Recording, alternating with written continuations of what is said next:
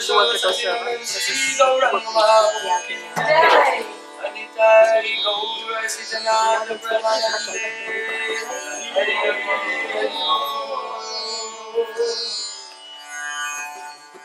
Hari Sri Caitanya Nityananda Sri Advaita Chandra Gadadhar Sri Vyasadeva Gauravata Sri Caitanya Nityananda Sri Advaita Chandra Gadadhar Sri Vyasadeva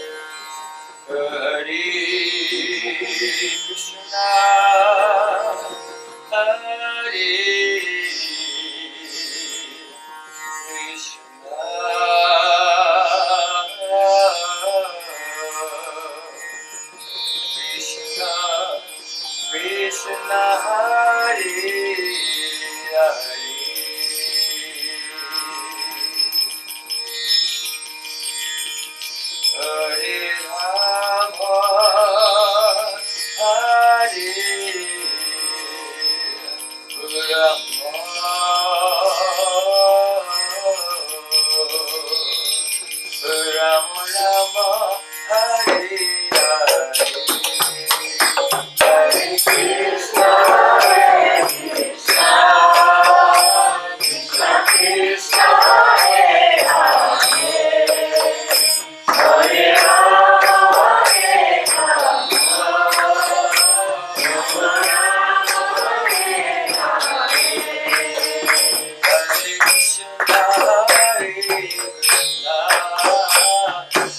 Krishna Hare Hare Hare Rama Hare Rama Rama Rama Hare Hare Krishna Hare Krishna Krishna Krishna Hare Hare Hare Rama Hare Rama Rama Rama Hare Hare Krishna Hare Krishna Krishna Krishna Hare Hare Hare Rama Hare Rama Rama Rama Hare Hare Hare Krishna Hare Krishna Krishna Krishna Hare Hare Hare Rama Hare Rama Rama Rama Hare Hare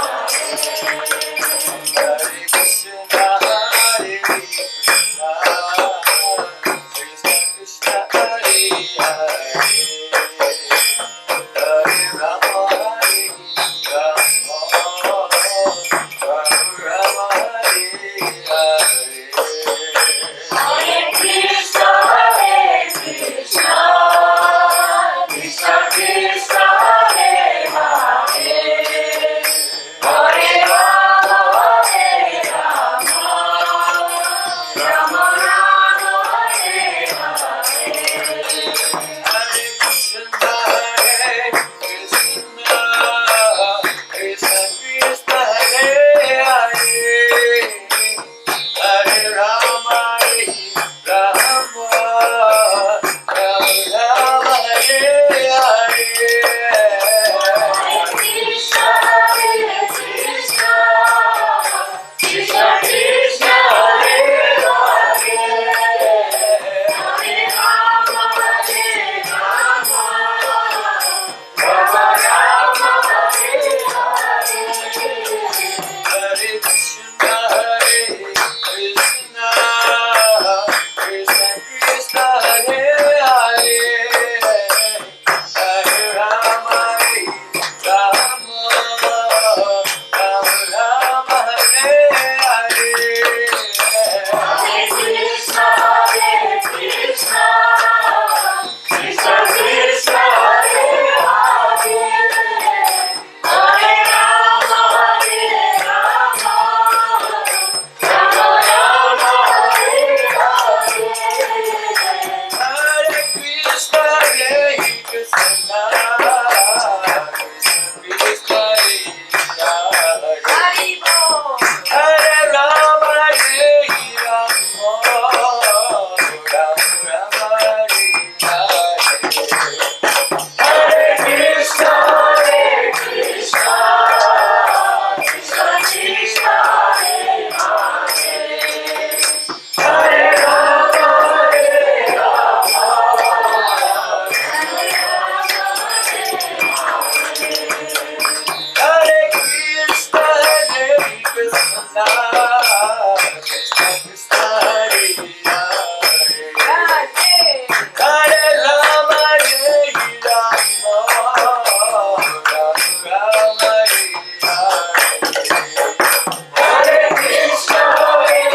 Krishna Hare Krishna Krishna Krishna Hare Hare Hare Rama Hare Rama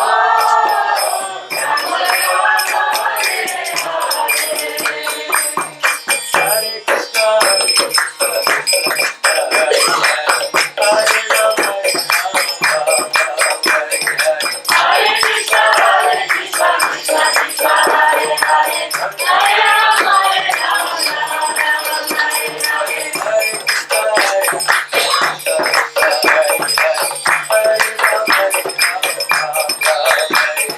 Hare Krishna Hare Krishna Krishna Krishna Hare Hare Rama Hare Rama Rama Rama Hare Hare Krishna Hare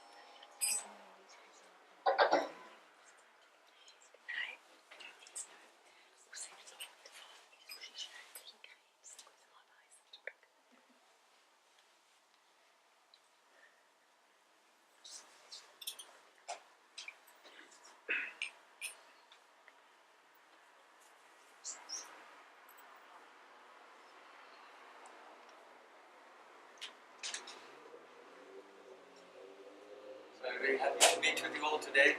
It's a very auspicious day. Does everyone speak English?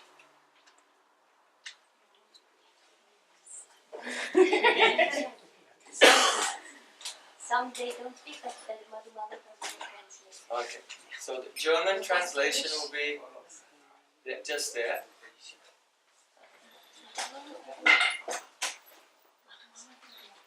Thank you. Do you need Spanish translation?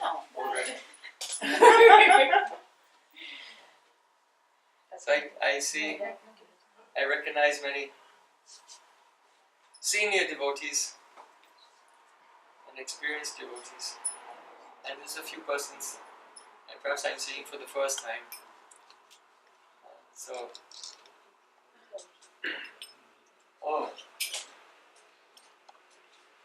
Have you studied something about Bhakti Yoga? I thought about it.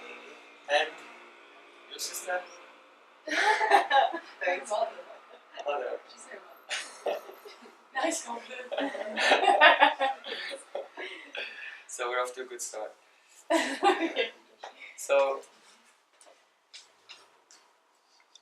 I'll try to say something that you can appreciate because you're new to the subject, and something for all the PhD persons in the subject as well.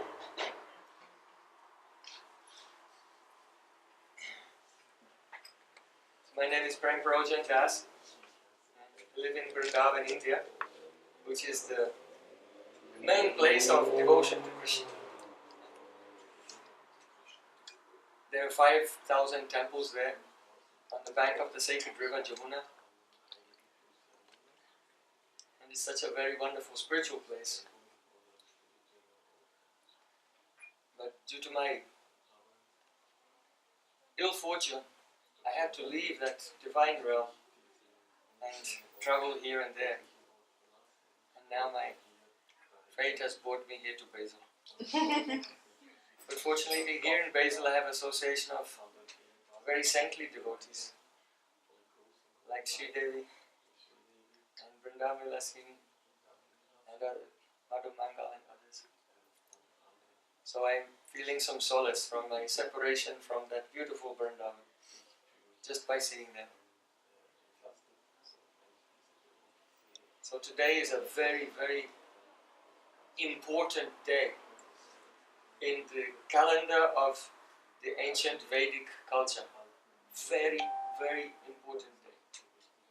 So we want to speak something about the significance of that day and also celebrate it in accordance with the ancient traditions. So without further ado,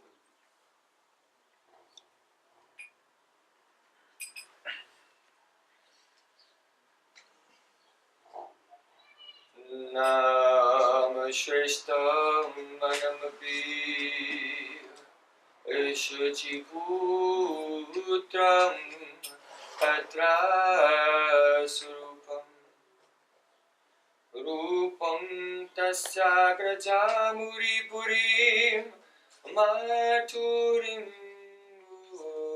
Ustvatim Radha Kunda Magivaram Ahoradikam Hadvasam Rapto Yas Vatita Kripaya Sri Guru Tam Natos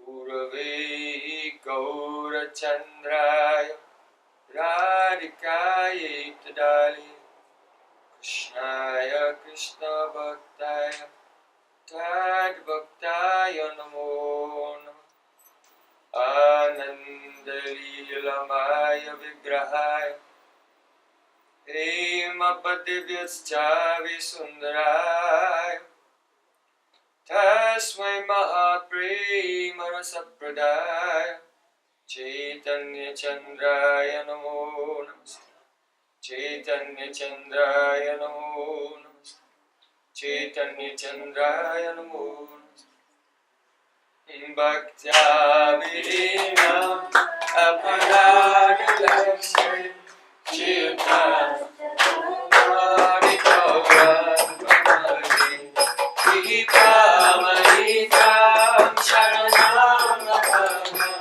Vrinde Namaste Charanarvindam Vrinde Namaste Charanarvindam Govinda Ramo Pranamadhaveni Govinda Ramo Pranamadhaveni Govinda Ramo Pranamadhaveni Govinda Ramo Pranamadhaveni Hey Krishna, Hey Rama, Hey Saketi, Govinda Ramo Pranamadhaveni.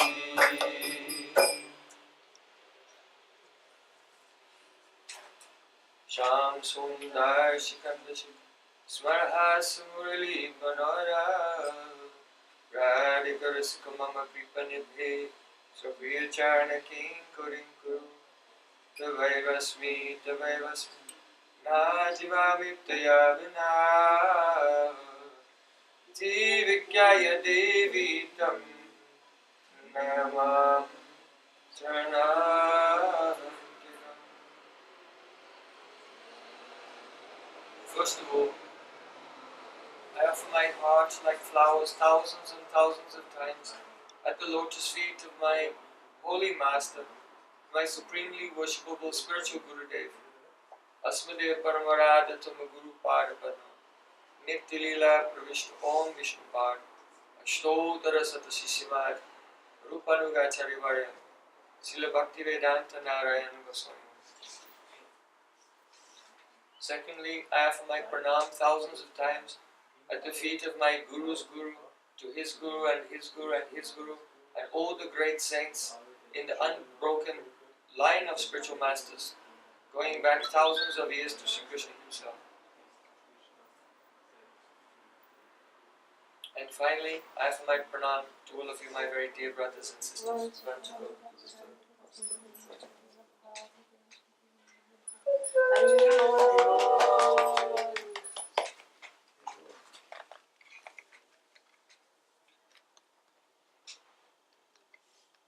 This day, the full moon day, the first day of the month of Chaturmasya, the disappearance day of the great saint Sanatan Goswami. This day, the day upon which Vedanta Sutra was composed, this day is called Guru Purnima and also Vyasa Puja. Guru Purnima means the full moon day upon which all the disciples of their respective spiritual masters, they worship their spiritual masters.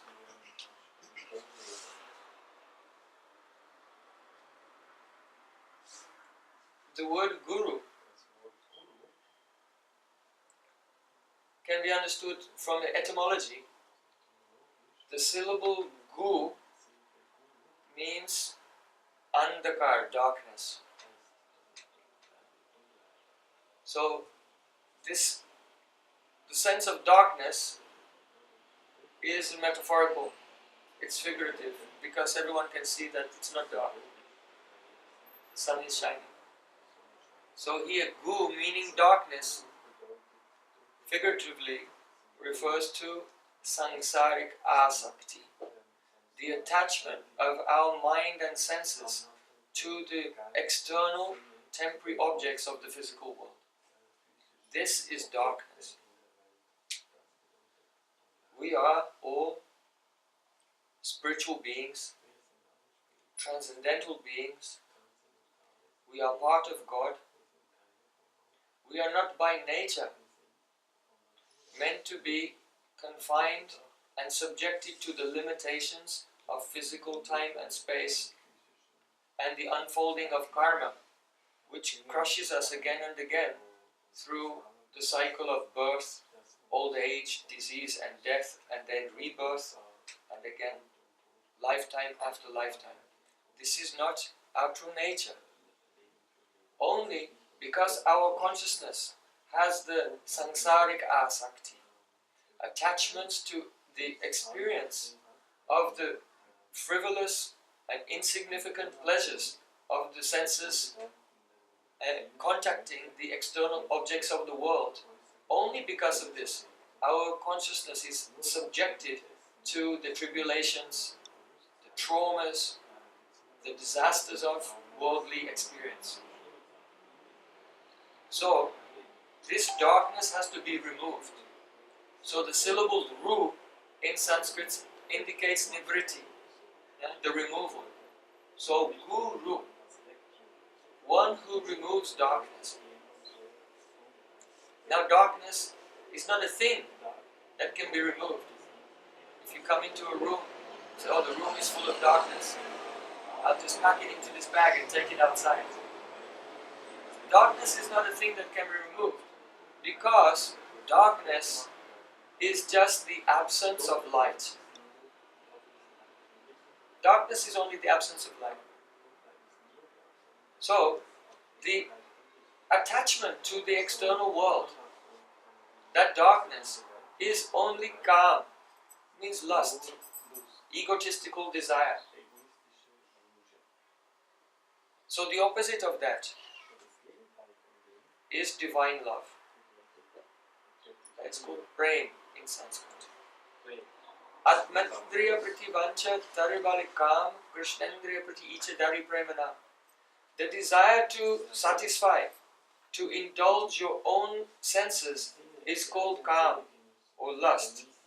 And the desire just to please the divine senses of God is called love. So guru means the person who, by filling one's heart with the light of divine love for Krishna, dispels the darkness of worldly attachment. That is called Guru. So on this day, all students around the world, feeling great respect and extreme gratitude to their spiritual masters, they perform the ritual of worship of Shri Guru, offering flowers. This offering of flowers symbolizes actually the offering of the heart. Because anyone cannot repay their spiritual master. The person who, with great patience, with great diligence, again and again, tries to educate, to engage, to inform, and gradually enlighten a soul so that they can come out from the suffering of material existence and meet face to face with God. So the person who uses their precious time to help us in this way, we can never repay them.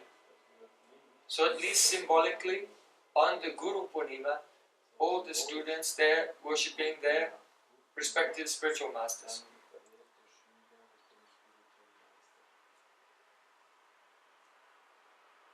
This day is also called the Vyasa Puja.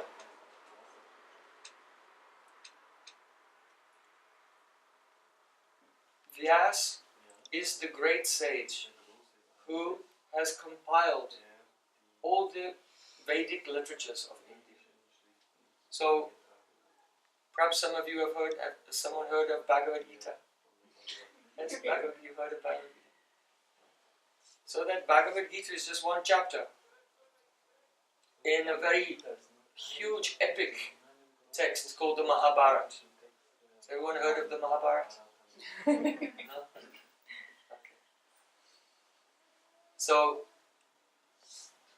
originally, the Vedic mantras, they were not written down. But due to certain circumstances, a wonderful personality was born on this day named Vyasadeva.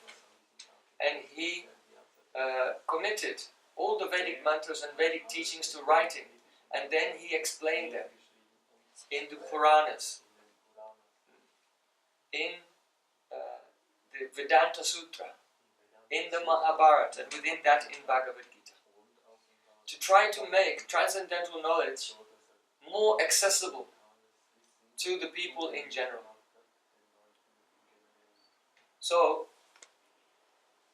how Srila Vyasadeva appeared, why Srila Vyasadeva appeared, we want to discuss this briefly. Thousands and thousands of years ago, there was a great sage named Gautam Rishi. He was doing austerities in the forest of Dandakaranya. And Lord Brahma, the premier amongst the demigods, became pleased with Gautam Rishi. And he descended and he gave him a gift of seeds that would produce their crop just almost instantaneously and not in season at any time of the year. So they were potent seeds, not available. Lord Brahma had done some GMO. He had created them in such a way that they were not like the seeds on earth. So he gave them to Gautam Rishi, and then Gautam Rishi from Dandakaranya went to a mountain called Saptashringa, a mountain that had 7 peaks. And he made his ashram there, and he was living peacefully with his disciples. So when he arrived there, he took those seeds and planted them in the ground, and very soon he saw, they were growing. And when he harvested them, it was growing again. So happily he lived there with his disciples. Everything that all the food they needed was coming to them easily. After some time, the nation was struck by a famine. And there was practically hardly any food available anywhere, except for in the ashram of Gautam Rishi. So at that time, there were some sages, and they were traveling, and gradually, on their travels, they came upon the ashram of Gautam Rishi. Gautam Rishi invited them, "Oh, please, stay here." He honored them, and he fed them, and he took care of them throughout the duration of the famine. And then when the famine was over, then those rishis, they had a desire to return to their native homelands. So they begged permission from Gautam Rishi. "Oh, we are your guests, we are so satisfied to stay here. Your hospitality was incomparable. But now, please allow us to return to our native countries." But in Vedic culture, it's the custom that if you have a guest, that you say, no, just stay one more day. If you're feeding them when they've finished, then but just have just a little bit more. So you should always, just in case the guest is shy, because the guest maybe I'm shy, I shouldn't take too much, but really, in their heart, they want some more. So you should be very hospitable and always try to help the guests overcome their shyness and take as much as they want and stay as long as they want. So Gautam Rishi was extending the traditional Vedic hospitality to his guests. "Oh, stay another day." And then the next day, "Please stay another day." And time was going on, and they saw that he just won't let us leave. But we really have to go. So then they thought, we'll have to employ a deception. So these rishis, they had some mystic power from their yoga sadhana. They had some siddhis, some perfections from their yoga sadhana. So by their yoga sadhana, they manifested an illusory form of a cow. And it was standing at the entrance to Gautam Rishi's ashram. So he'd been out, and when he returned, he saw this cow was standing there. And he thought, oh, such a beautiful cow, and he folded his hands.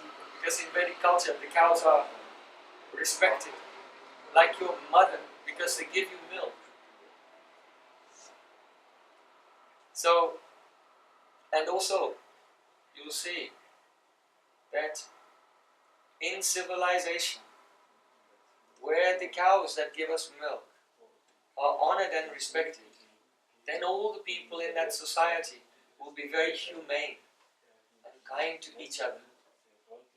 But once civilization crosses the line of killing these very defenseless creatures who are so generous to us, then humanity slowly degrades into animality.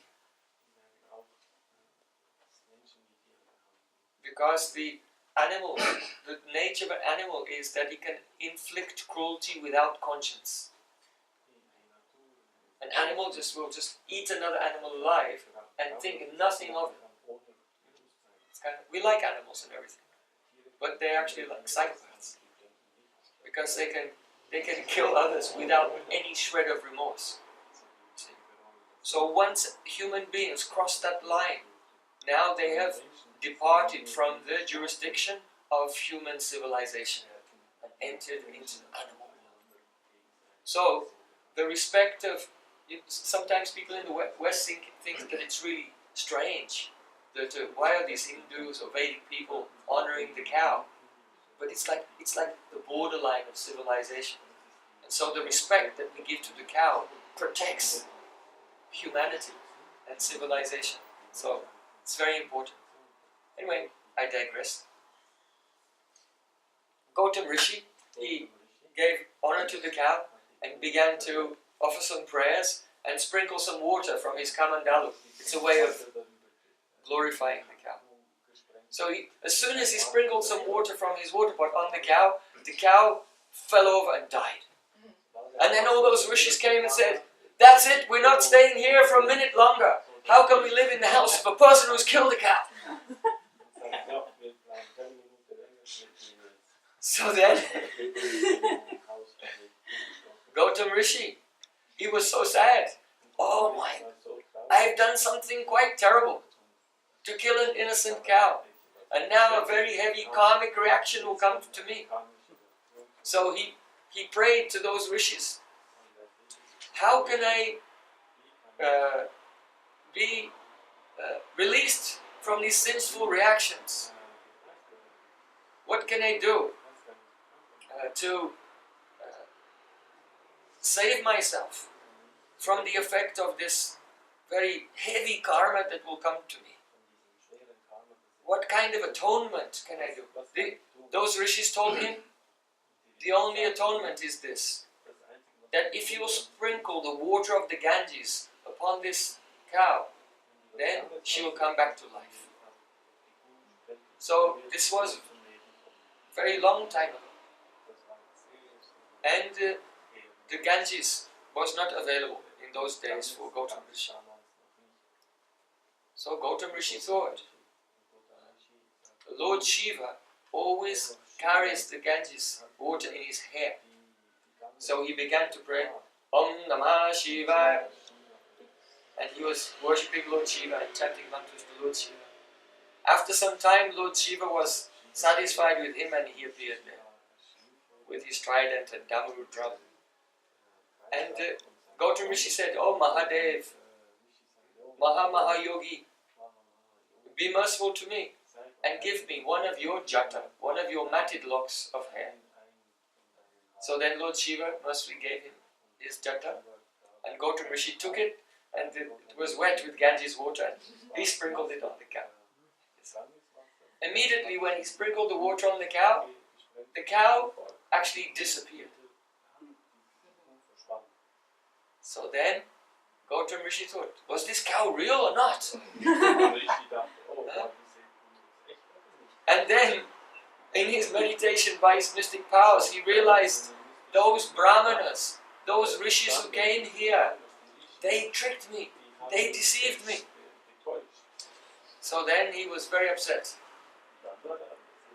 never upset a rishi, because you know what happens next. Then they get their sacred threads and they pronounce a curse. So he pronounced a curse on those brahmanas. He said that gradually you will forget all the Vedic mantras. You will lose your knowledge. And so this is what began to happen. Gradually, in the dynasty of the priests, the power of their memory, their ability to recall the instructions of the Vedas was fading. And there was a danger that the Vedic knowledge would disappear from the world.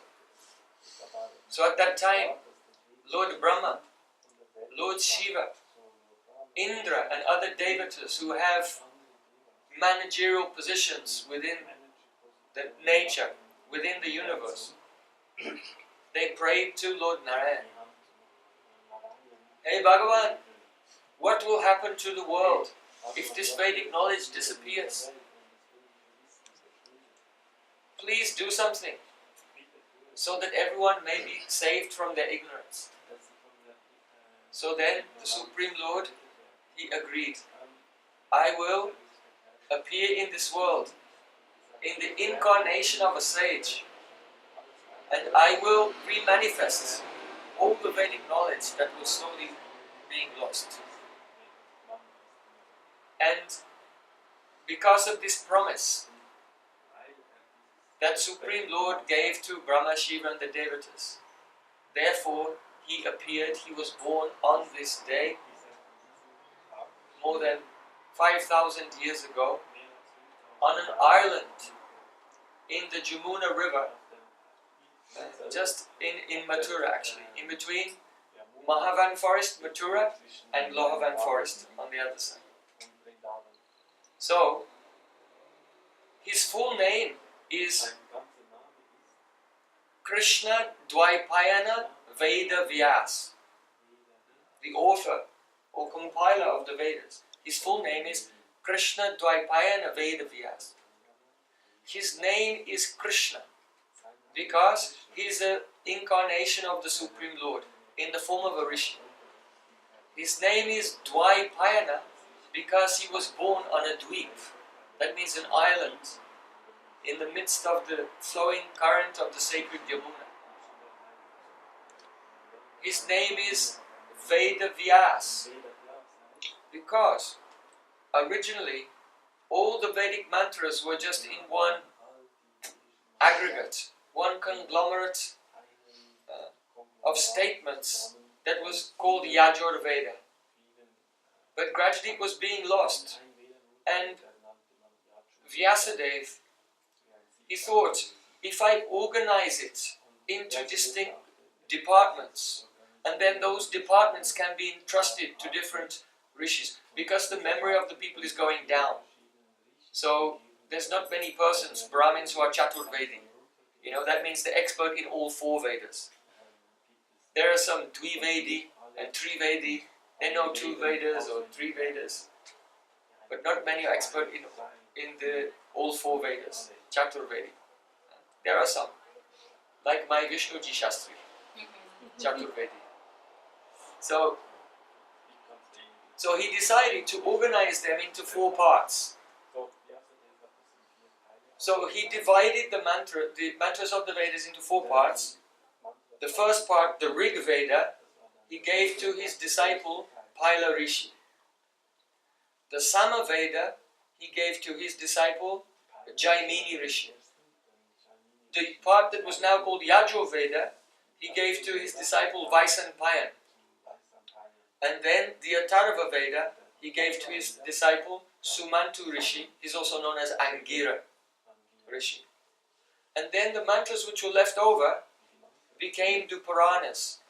And the Puranas were entrusted to his disciple Romaharshan Sutta. So all these personalities on this day, we, along with Vyasadeva, we worship him along with his prominent disciples. You can see their presence here. We'll explain this spectacular arrangement and ritual a little bit later. But all those rishis that we've been discussing, they're all present here today in their symbolic manifestation as walnuts. So, actually, this is probably the first time ever in the history of the universe. Because I'll just say something about this. This is a very ancient ceremony which is performed on the Vyasa Puja Guru Purnima day. And even on this day, Caitanya Mahaprabhu, Nityananda Prabhu, they used to do this. There's a parity, a manual that they followed to do this. So our previous gurus acquired this manual, and so we follow the practice even Caitanya Mahaprabhu and Nityananda Prabhu used to do on this day. But in this, 35 different personalities are honored, and they're invited to be present into kalashes with coconuts and mango leaves. But if you do everything with coconuts and kalashes and mango leaves, then this ritual will fill the whole apartment. So, and that's what in India we do it like that in the full scale. I think last year I was in Rome, right? So in Rome we did it also on the full scale. And you have seven separate priests offering the worship to the 35 personalities, 7 groups of 5 like this. But when Vrindavan Vilasini invited me to come here, I said, that's impossible. You can't, there's no way we'll be able to do this ancient ritual in your small apartment. There'll be no room for the people once all the coconuts are set up. So I said, can we just make a miniature version? He said, alright, I'll try. And there it is. The very first scaled down miniature version of the ancient Vedic Vyasa Puja ceremony, with the coconuts being substituted by walnuts. So, but it looks so beautiful. All the names of the rishis are on the flags. Perhaps these leaves are not mango leaves. No. Not so many mango trees growing in Sicily. But anyway, it looks like the real thing just scaled down. So when I look at it, I just kind of feel about 18 feet tall. So it's so beautiful. So at the end of the seminar today, we can all partake in this ceremony. So, because he divided the Veda, so his name is Veda Vyas. So, Krishna Dvaipayan Veda Vyas. The word Vyas in Sanskrit means diameter. If you draw a circle and make a line that goes from side to side but passing through the middle, that line is called the diameter, and it divides the circle. So, Vyas means diameter, or that which divides. So his name is Veda Vyas because he divided the Vedas into 4 parts, and he's the diameter because he's touching both sides.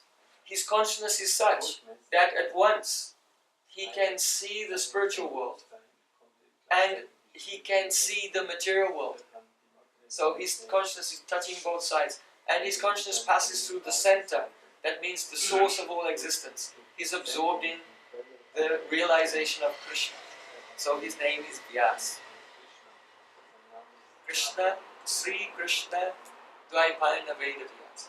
So today is his birthday, and we're so indebted to him, because without him we would have no Vedas, no Mahabharata, no Bhagavad Gita, no Vedanta Sutra, and especially the topmost, the supreme of all transcendental literatures is Srimad Bhagavatam. That is the greatest contribution of Srila Vyasadeva. So we want to discuss briefly how Vyas came to manifest within this world the absolute cream of all spiritual knowledge in one volume, the Bhagavad Purana or the Srimad Bhagavatam.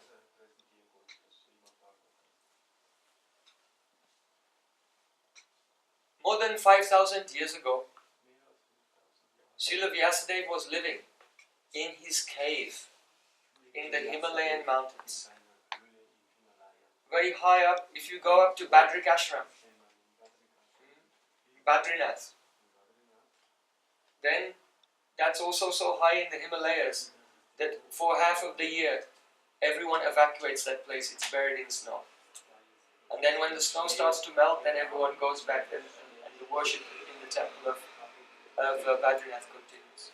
So if you go up to Badrinath, and then from there you can get up to there by coach. But after that, it becomes more difficult to go further up into the mountains. You have to go by four-wheel drive jeeps.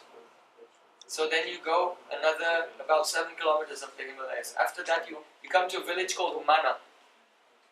And then the jeeps can't go any further. Then you have to continue on foot. So then you continue on foot for a few kilometers or so past Mana, and you come to a cave.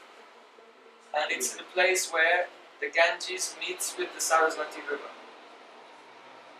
called Keshava Prayag. So Vyas was living there in that cave. Has anyone been to that cave? No? Who would like to go? Okay. Then maybe next. I'll take you there next year. Oh, yeah. So in the very early in the morning, Vyas went to the Saraswati river and he took bath in the cold water. Then he came out and he sat down on an asana on his seat. He has very long hair in jata tied on his head in matted locks, and long beard also in jata. He has dreadlocks in his beard also. And he was sitting in meditation. So that place is called Shamya Prash Ashram. Samya Prash means it's so peaceful that the three gunas, Sattva, Rajas and Tamas, those are the primeval forces of creation, destruction and equilibrium. They were in equal proportion there, so they're all in balance. So the entire atmosphere of that place is very, very conducive for meditation. So he was sitting in meditation and he thought to himself, I don't feel complete.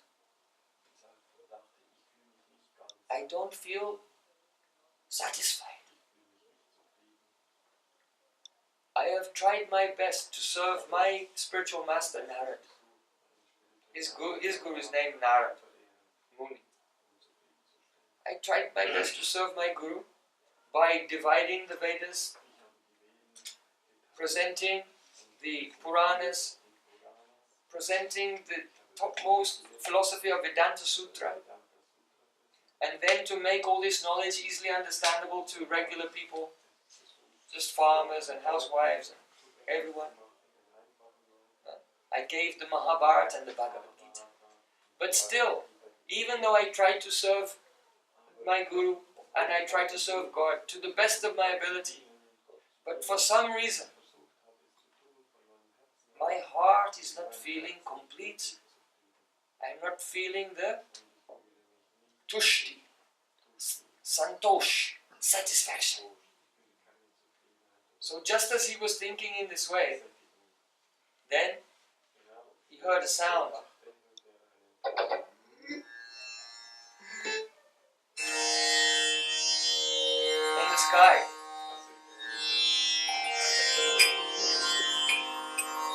Jai Jai Radha Ramana Hari Bol. Jai Jai Radha Ramana Hari Bol. Jai Jai Radha Ramana Hari Bol. Jai Jai Radha Ramana Hari Bol. Jai Jai Radha Ramana Hari Bol. Jai Jai Radha Ramana Hari Bol. Jai Jai Radha Ramana Hari Bol. Jai Jai Radha Ramana Hari Bol. His guru appeared there. Narad Muni plays a veena. It's like you know, a veena? It's like a sitar, but a sitar has the sound box only at one end. And a veena has the gourd at both ends. So it's like a big, really big sitar with two resonating sound boxes, one at each end. So Narada was playing his veena, and by his mystic powers he was flying, and he landed there at the ashram of Vyasa. So when Vyasadeva saw his guru, he bowed down and offered him a seat and some water, and then he sat there with folded hands, eager to hear instructions from the lips of his spiritual master. Narada was smiling. He said, "Oh Vyas, are you feeling satisfied?" It was exactly what he'd just been thinking. Now he's good. Are you feeling satisfied? Are you feeling complete? Vyasadeva, no Gurudev. Narada said, can a person be happy if they accept the body or even the mind to be themselves? So it was a rhetorical question. Because we are all spiritual in nature, if you think that the be-all and end-all of your identity is this physical body, that you are Swiss, or Spanish, or Russian, that you are male or female, or young or old, or black or white, any of these things, then you will never be satisfied. Because that is simply not who we are. Even though, due to contaminated consciousness, we have very strong intuitive feeling that we are physical beings. Very, very strong. It's so strong that the common person doesn't even stop to think whether this is who they are or not. The question doesn't even arise. Of course this is who. Of course I'm a bag of blood and mucus and urine and undigested food and fat and bone. That's who I am. Scientists calculated how many different elements, how much copper, magnesium, carbon, and hydrogen and water is in the body, in the average body, and they added it all up, and it came to about $2.50.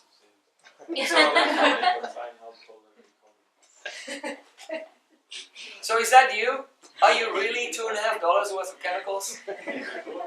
No. That's really an unsatisfactory conclusion. So Narada Muni, he asked this rhetorical question. Now, Vyas, he knows that he's not this physical body. So why did his guru ask this question to him?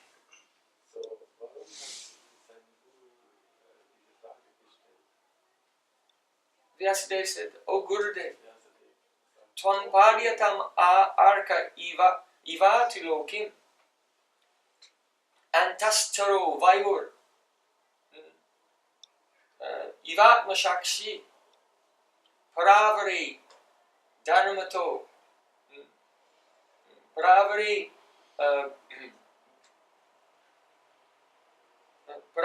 brahmani dharmato bratai snatashyame nyunam alam vichakshwa."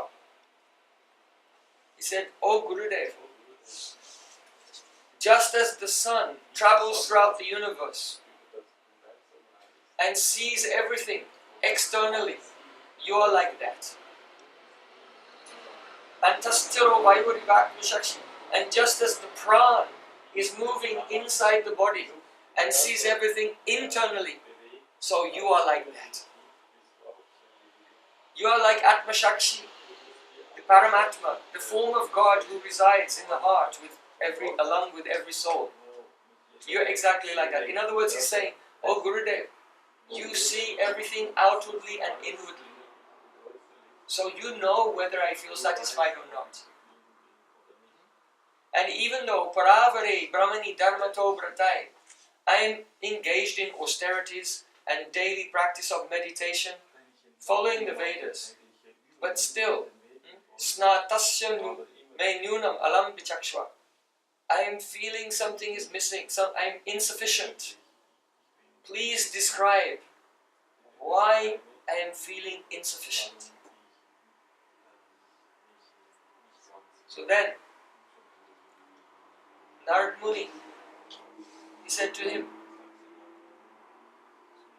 Bhavata anudito prayam yasho bhagavato malam yeneva aso natuseta tad manyetad darshanam kilam.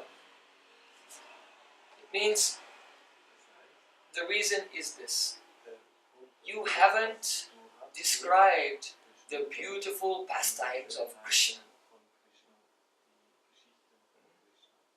You said some in the Mahabharata, there's something in the Gita, there's something about Krishna, but it's mainly philosophy. It's not really his sweet and beautiful, loving pastimes. So he said, Yasho Bhagavato Malam, you didn't express the beautiful, loving pastimes of the Supreme Lord Sri Krishna.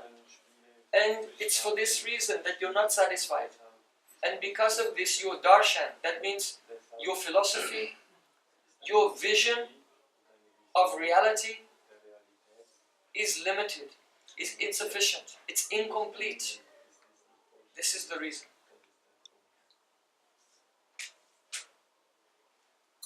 Narad Rishi said, Tatonyata kinchita yad vivakshita pritagdrishastat krita rupakanadi na kaishit kwapi na dushtita mati labeta vatahata na rivaspadam.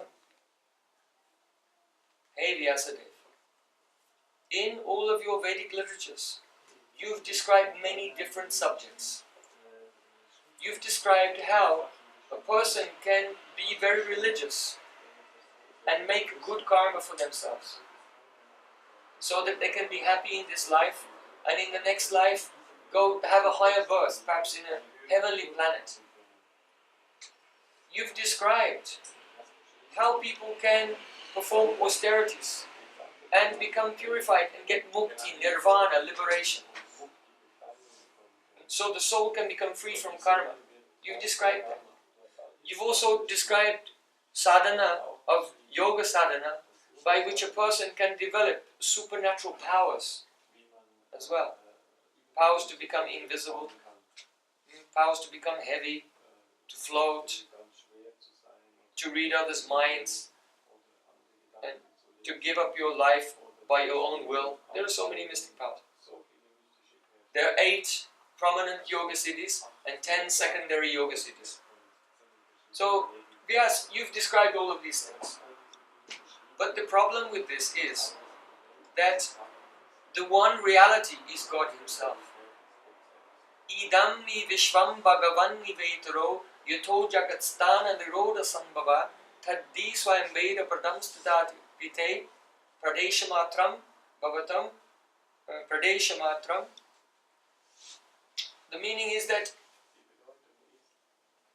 Idami Vishwam Bhagavan Ivetro. This universe is itself one form of God. This is shocking. Why? Because we have the Pritag Drisha. That means our vision is divided. When we look at the environment around us, we see a random chaos of so many completely individual, independent substances, which are all just going here and there. Sometimes bumping with each other, sometimes meeting, sometimes being separated from each other. We just see so many forces and objects just randomly being mixed together, and we don't realize that there are no independent realities, that everything is one truth, and it is all a manifestation of the Shakti of that one Supreme Lord. And because of that, we have many topics to discuss. Actually, there's only one topic to discuss: Krishna. the only subject to discuss is the absolute truth, Krishna. But because our vision is disintegrated, because it is separated, because we don't experience the harmony of the symphony of God's energy, one being moving his energies everywhere, therefore our mind is bewildered and we become caught up in so many names and forms, and we invent so many subjects and departments of knowledge. Now what happens is, when we speak anything which is separate in vision from God, then that makes the mind oscillate. So if you discuss any subject separately from God, whatever it is, economics, biology, the medicine, history, whatever it is, but you conceive of things and describe things as having an existence independent from that one reality, then just that sound vibration, that discussion makes the mind oscillate. And as long as the mind is oscillating, then we're in a state of dizziness. If a lake is very, very still, then when you look, you can clearly see your reflection. But if the lake is oscillating, then everything is moving. So in the same way, when your mind is completely still and peaceful, then reflected in your still mind, you can see your soul. And you can see God also. But as long as the mind is oscillating, then you won't be able to understand yourself or God. So then, the ego comes, that if you look at your reflection, you are still, but your reflection is moving. So an ego comes that I'm moving. Though we are souls and we are transcendently situated, we are fixed. But we feel like I'm getting up and walking here and there, lying down, standing up, talking, eating, blinking, traveling here and there by airplane. So all this is just darkness, an egotistical conception due to the oscillation of the mind. So Narad Muni told Vyasadeva, you described all these different subjects like piety, to enjoy the world, how to get nirvana, liberation, how to get mystic powers and so on. But all these subjects which are spoken of independently of God just causes everyone's mind to oscillate. And as long as the mind does not find complete stability and realization of the soul, then that soul is just lost and wandering through the illusion of material existence, and they can never get out. So Narad Muni told him, Jugupsitam Dhamma Kritanu Shashata, these instructions that you've given about being religious and pious, this is actually abominable. It's abominable. You should have written just all about devotion to Krishna, the vision of that one reality, whereby everyone can go into samadhi, into trance, and then transcend this material world. So Narad Muni said, oh Vyasadeva, have you written that although Krishna is all-powerful, all-pervading, and all-knowing, but he has the pastime of becoming a little baby. And when he's a baby, he can't even roll over by himself.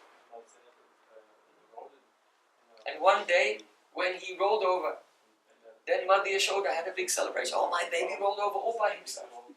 Have you written this anywhere? Who can imagine that God is all-powerful, plays like a child, just to exchange love with the souls? Vyasadeva said, oh, have you written that Krishna, he plays like a little boy, running here and there in the forest with his friends. Sometimes his friends defeat him in the games, and then the loser has to pay the forfeit of carrying the winner on his shoulders. So have you written that Krishna is carrying his friend on the shoulders through the forest, and his friend is saying, oh, carry me more smoothly. Awesome. Yes, there's no Gurudeva, I haven't written it. Then what have you written? If you've explained all philosophical ideas, but you haven't explained about love, then Plato said that love is the beauty of philosophy. In other words, philosophy is beautiful when it leads us to the divine love. So then Narad Muni said, have you written that Krishna, the Supreme Personality of Godhead, plays like an adolescent boy and falls in love? That he plays a flute in the middle of the night and so many beautiful gopis and Radharani, they come to meet him? Have you written that he bows down to Radharani and very romantically says, Na paryam nirvajya samyudyam swasadu krityam vibhushayo chapiva ya ma bhajan durjaya geya sankala samrishtadva pratiyatu sadhana. Oh Radhika, I can never repay. I am your debt, in your debt for millions of years. Because you have broken all the shackles of the household life. You have sacrificed everything in this life and the next just for me. So may you be satisfied, may you be compensated only by your own generous, liberal nature. That means the reward, I cannot reciprocate your love, but the reward for the love that you have is the love itself. That is the reward. So Narad Muni said, Vyasadeva, have you written this? Vyasadeva said, no, Gurudeva. Then what have you written? You will have to write all of these things. So then Narad gave a mantra to Vyasa. Om Namo Bhagavate Tubhyam Vasudevaya Dhimahi Prajumnaya Niruddhaya Namaha Sankashanaya Cha. This mantra he gave. And he said, you should meditate on this mantra and go into Samadhi. And all the things, all the wonders of the divine love in the transcendental world, by this mantra they will be revealed to you. So then, Narad was playing his veena and singing kirtan. Guru. After his guru had gone, Vyasadeva had bowed down to him, then he sat. And then he began to remember the mantra and the instructions of his guru. His guru had told him, Iti murtyabhidhanina mantra murtim amurtikam yajate yagyapurusham manye tad darshana samyak darshana puman. Means, hey Vyasadeva, this mantra is not sound, but it is a sound murti. Iti murtyabhidhanina mantra murtim amurtikam. Even though God has no material form, Krishna has a spiritual form.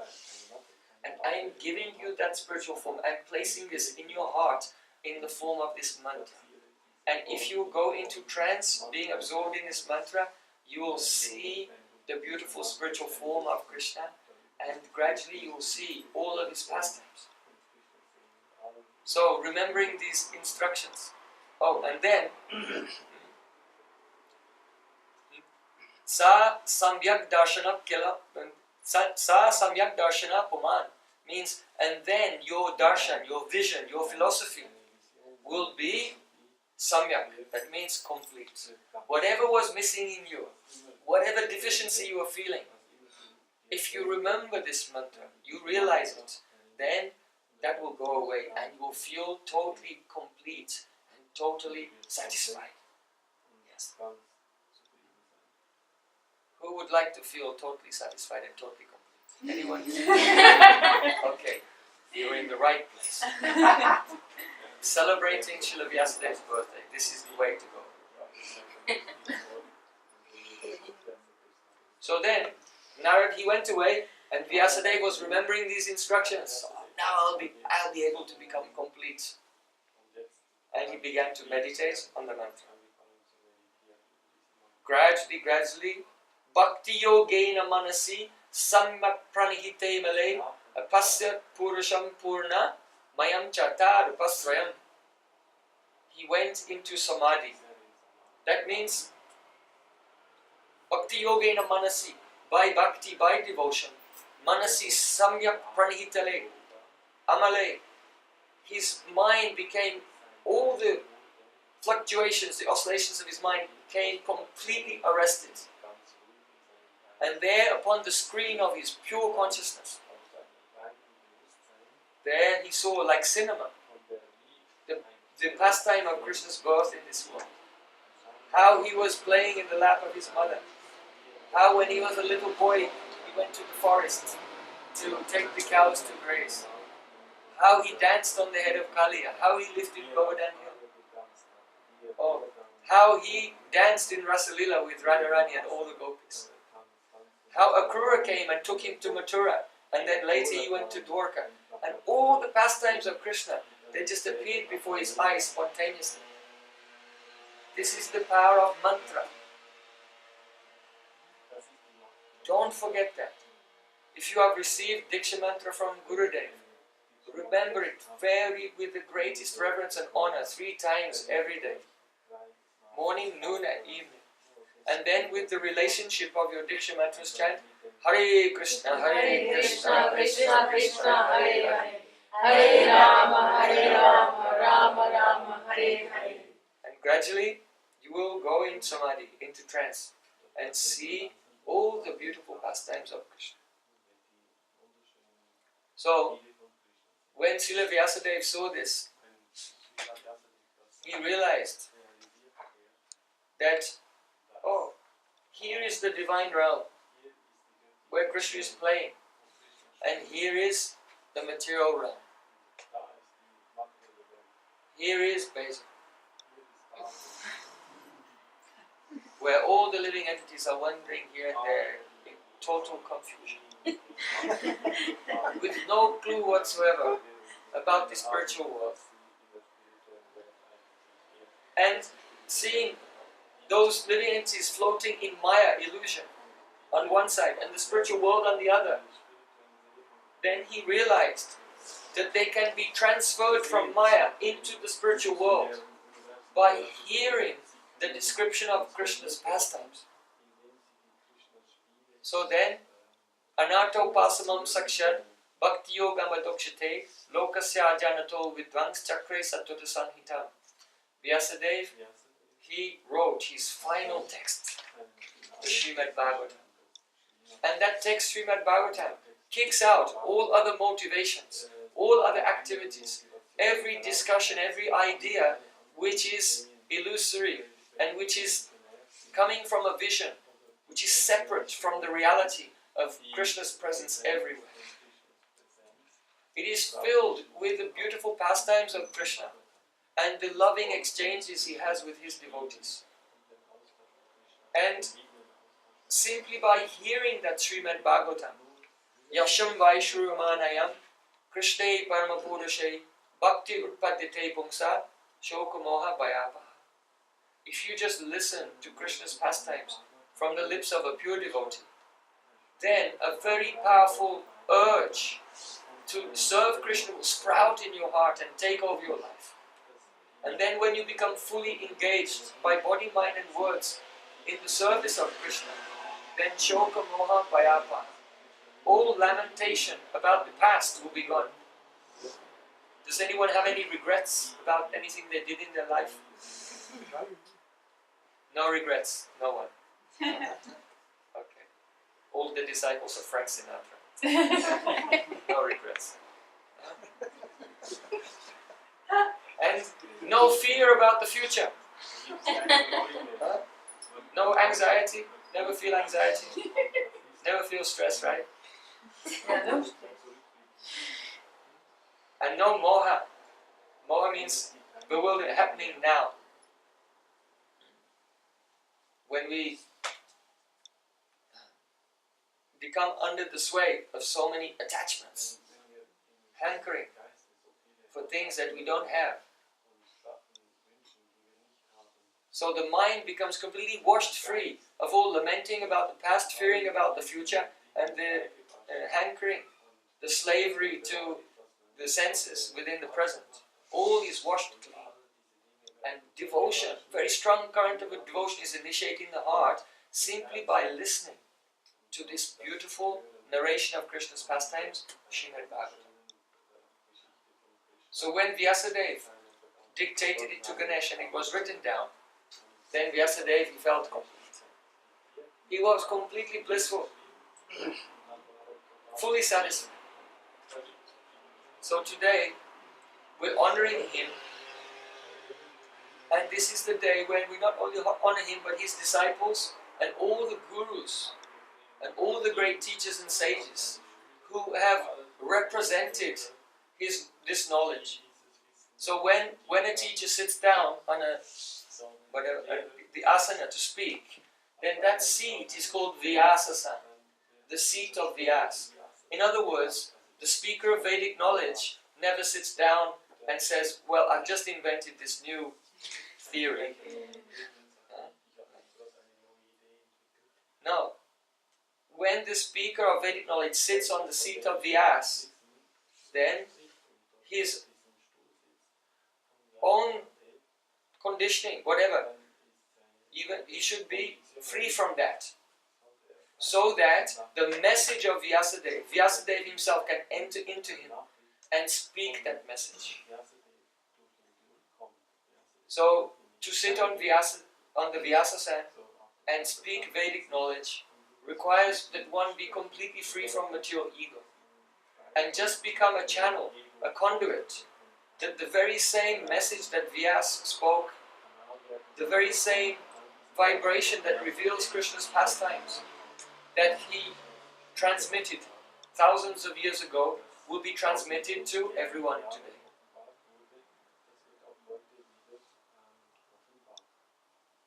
Therefore, we worship all our spiritual masters as the manifestations of Vyas throughout time. So even though it looks as if there are many gurus, but there aren't. There's one guru, only one. The Akhanda Guru Tattva, Krishna himself. And he has appeared as Vyasadeva. He is the original guru. And where his power manifests through certain individuals, from the Samasti Guru, the original Guru, the power of the Samasti Guru is manifest in the Vyasti Guru. That means the individual devotee personalities. So, also, this day, Vyasa Puja Day, is not the day where the spiritual master accepts the worship of his disciples.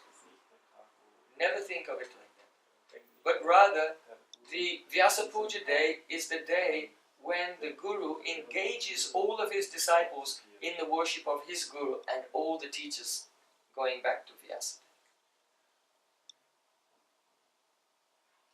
Is that clear? Madhumano, did you catch that? Not the last one though. Yeah, I noticed.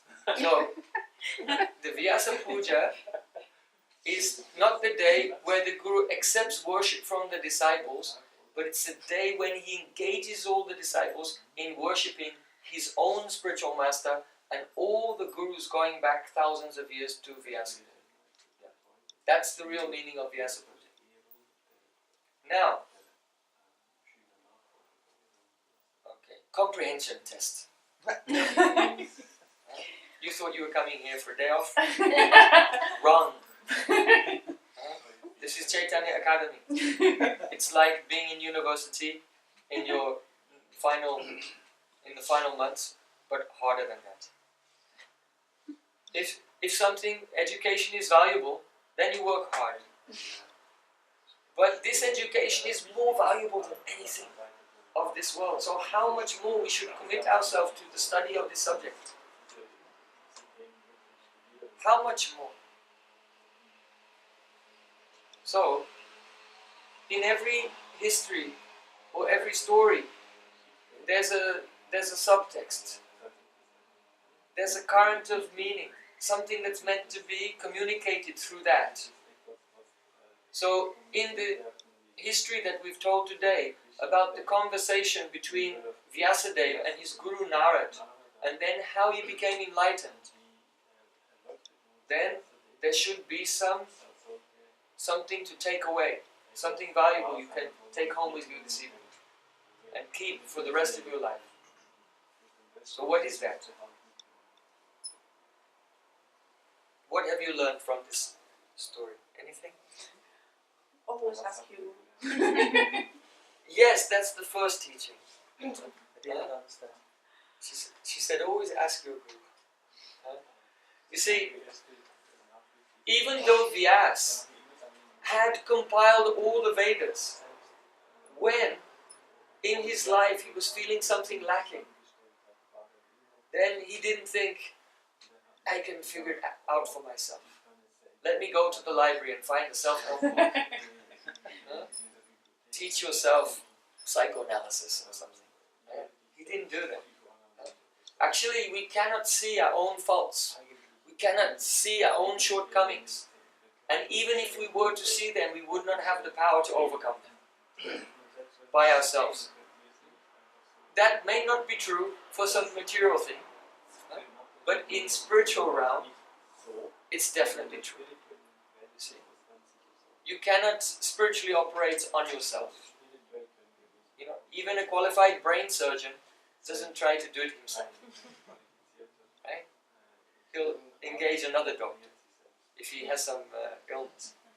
So, similarly, even though Srila Vyasadeva is so qualified, in order to diagnose what was missing in him and then overcome that shortcoming, he took shelter of his spiritual master. So here the teaching is, just in case there was any shadow of your doubt in your mind, that, well, maybe I don't need a guru, then that doubt should be completely eradicated.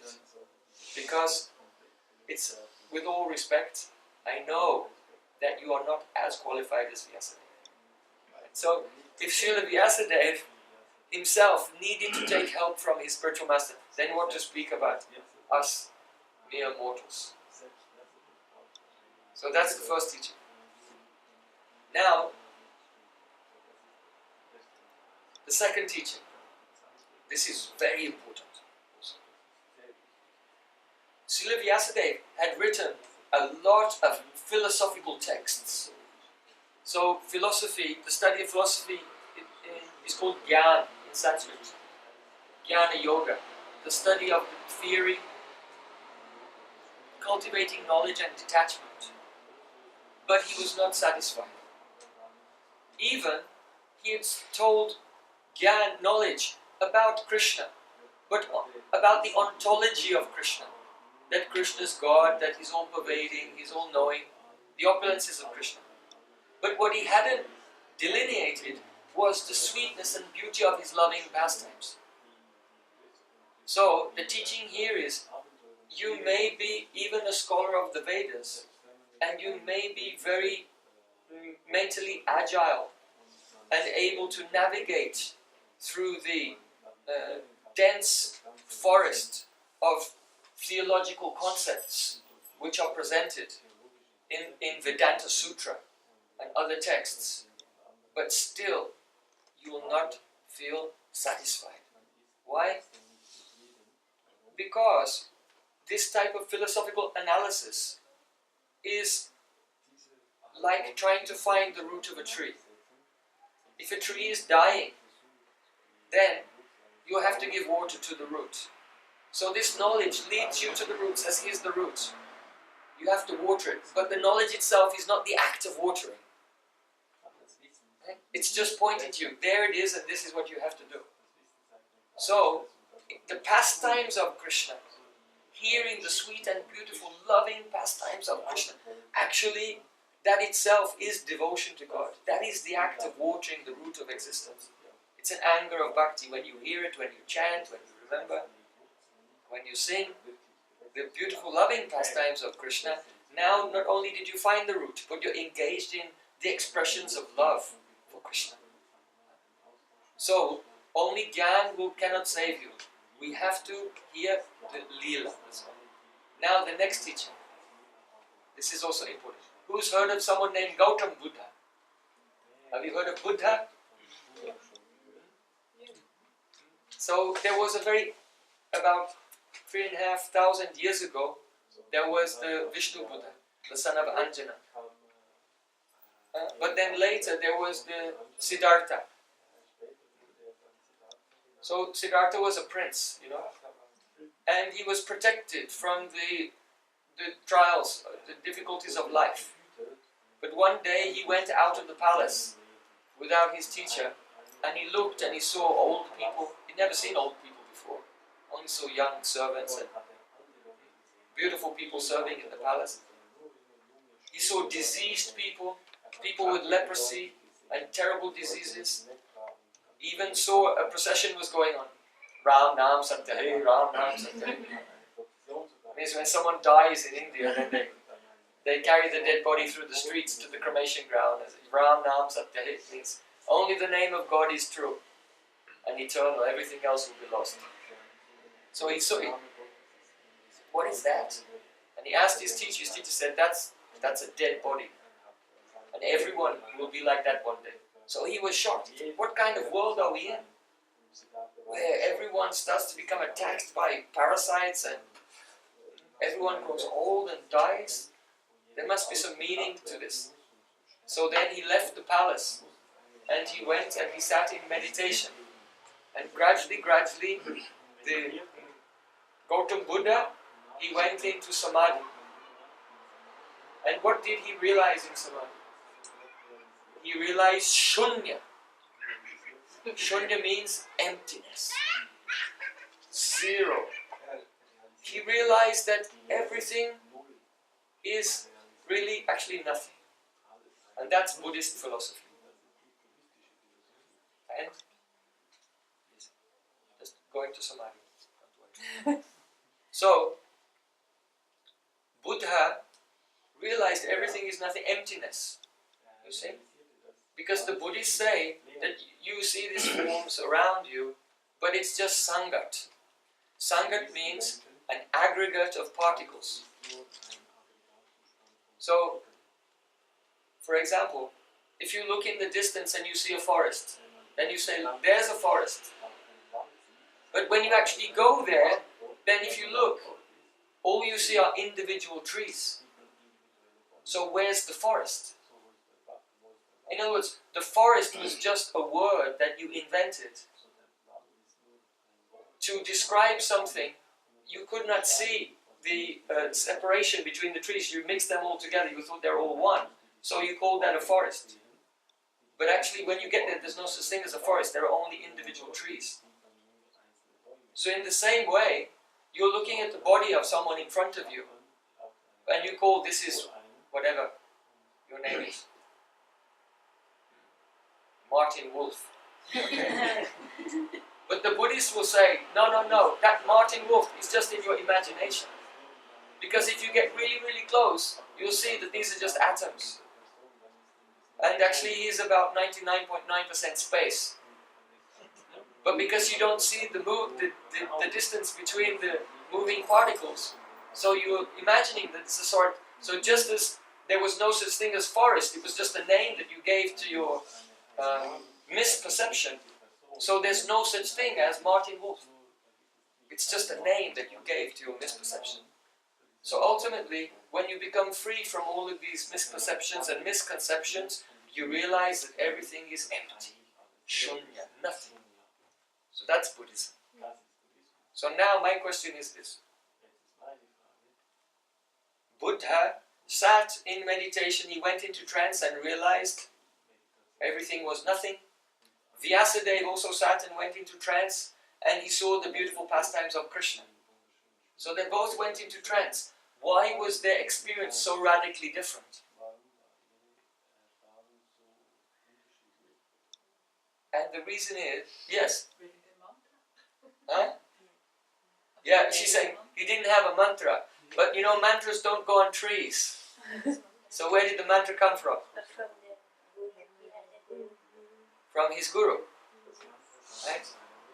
So Vyasadeva had mantra from his guru. So the difference between Vyasadeva and the Buddha is that Buddha had no guru. So when Buddha went into trance, he realized what everyone who has no guru realizes. Nothing.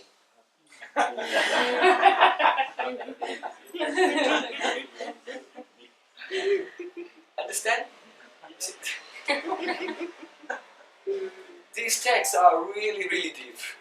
They really have wonderful messages. So here the teaching is that even if you control your mind to go into trance, unless you have a realized guru, you will realize exactly what Buddha realized: zero. Nothing at all. So this third teaching here is that one should have a spiritual master, yes, but the spiritual master should be realized. Because it's the realization of the spiritual master which is transferred into the heart of the disciple through the medium of the mantra. So if the guru has realization when he gives you the mantra, his realization of the divine kingdom will manifest to you. If guru hasn't realization and he gives you the mantra, then this mantra will not be potent. So that's the third teaching. Now, fourth teaching. What language is the Srimad Bhagavatam written in? Well, I'm not asking people who know. Thank you for your contribution to world peace. So, what language is Srimad Bhagavatam written? Does anyone know? French? Chinese? Sanskrit? Yes. So, yes, it's written in the Sanskrit language. It's true. However, it's not the full story.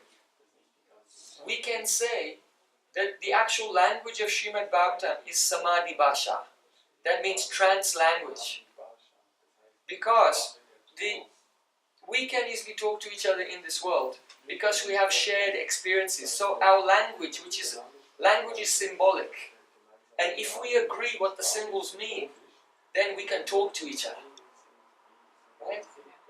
But if we don't share, we don't have a shared experience, a shared world, and an agreement, a consensus of what the symbols of the parts of the language mean, then I'll speak and you'll speak, but we'll just be like ships in the night. So, in the same way, if a person goes into trance, then when they come out and they try to describe what they've seen, then a person who never went into trance can't understand what they're saying. And so even though the nouns and the verbs and the prefixes and all the particles of the grammar of Srimad Bhagavatam is Sanskrit, but really, because it came out of Vyasadeva's trance, it's Samadhi Bhasha, it's trance language. So even though it's written down and you can read it, and you can learn Sanskrit and read it, or you can read the translation, but unless you hear the explanation from a guru who has been in trance and can teach you also how to go into trance, you can't touch the text. You will not be able to decipher the meaning. So the analogy is given, if there's a jar of honey and the lid is very tight, then a bumblebee might come and to taste the honey, but he just licks the glass from the outside. So he's trying to get the honey, but he can't taste how sweet it is. So the Srimad Bhagavatam is like that. It's like a jar of honey and it's really sweet. But if you try to taste it, you won't be able to. But when we surrender ourselves and conform our life to the instructions of the spiritual master and hear the message from a realized person, then that's just like the Guru just takes off the lid and delicious. Then we can really experience the sweetness of Sri Krishna's pastimes. That's the fourth teaching. Now I'll just tell the fifth. There are about 120 teachings. But I know that you're quite hungry. I can hear your stomachs rumbling. So we'll conclude with one more teaching here.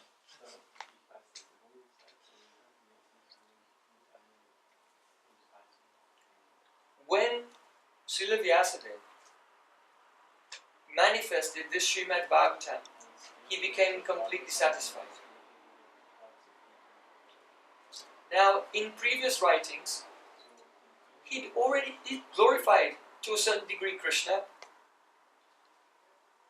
but he he hadn't described the romantic love of the gopis of Vrindavan. He hadn't described Gopi Geet. How when Krishna disappears from the Ras Leela, the gopis and Radharani, they're crying on the bank of Jamuna and singing their hearts out in separation from him. He hadn't described the Brahmar Geet. How when Krishna goes far away from Vrindavan to Mathura, then Radharani is so madly in love with Krishna, she starts quarreling with the bumblebee and saying, I know you, you're a messenger, you came from Krishna. I don't want to hear your negotiations. The beautiful madness of the love of Radharani, Vyasadeva had not revealed. But now, he explained this gopis' praying and especially Radharani's praying. It is said, Yasmin tushte jagat tushtam. When God is pleased, when Krishna is pleased, then satisfied, then you become satisfied. But you know that if you glorify Krishna, then Krishna actually doesn't become fully satisfied. Krishna becomes satisfied when you glorify his girlfriend. Right? So because Vyasadeva had glorified the love of Radha in Srimad Bhagavatam, then Krishna was completely satisfied, and when Krishna was completely satisfied, then Vyasadeva became satisfied. So the final teaching is Jai Jai Sri Radhe. If you want to be fully satisfied, you have to please Krishna. But you can't please Krishna unless you become Radha Dasi, the maid servant of Srimati Radharani. And that's the speciality of our tradition, that all the gurus in our line, going back to Rupa Goswami, the direct disciple of Chaitanya Mahaprabhu, they are all in their spiritual identities, the dasis, the maid servants of Radharani. So that is ultimately the inner meaning and message, the treasure of the entire Srimad Bhagavatam. Guru Purnima. So thank you so much for your patience. So now we'll complete our program with a kirtan. And I just want to point out the nature of the ceremony here. There are 5 groups of 5 personalities. Sorry, 7 groups of 5 personalities, that's right. So in the middle, you have the Krishna Panchakam. So the central personality is Krishna, of course, surrounded by his quadruple expansions, Sankarshan, Pradyumna, Aniruddha, and Vasudeva.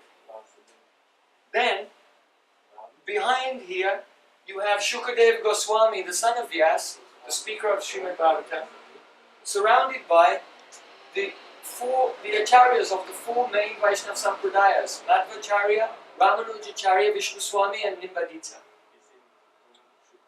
Then we have here the 4 Kumaras and Vishvaksena.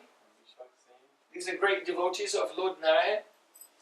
And then, let me see, on this side we have Srila Vyasadeva and Sumanta Rishi, Jaimini, Paila, and Vaisampayan, the 4 disciples to whom he entrusted the 4 Vedas.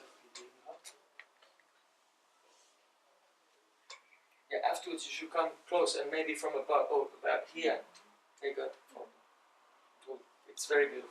So then we have, and then here we have the Tattva Panchakam, Sri Krishna Chaitanya Prabhu Nityananda Shri Advaita Gadadhara Srila Sari Gauranga. And then here we have what is called Upasya Panchakam. That means the objects of our worship. So that is our spiritual master, Gaur Gadadhar, and Radha Krishna. So Radha Krishna is our main object of worship, and we serve them through Guru. And in this age of Kali, they have appeared as Gaur Gadadhar. So all of these personalities, if they had not appeared in this world, then there would be no way that we would receive the knowledge of the Vedas. It would have evaporated, it would have disappeared long ago. And therefore we're all very indebted to them, and today we're expressing our gratitude for their kindness by doing their puja.